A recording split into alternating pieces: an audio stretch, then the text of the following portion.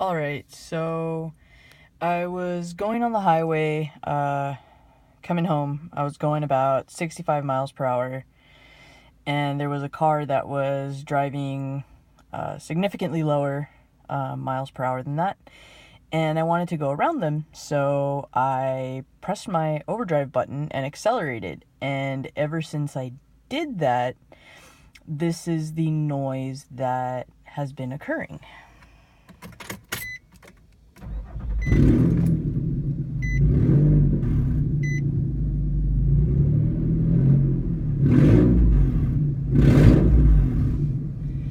Yeah, my airbag light has also been flashing, and that's due to the recall on some of the Xterras for the curtain airbags.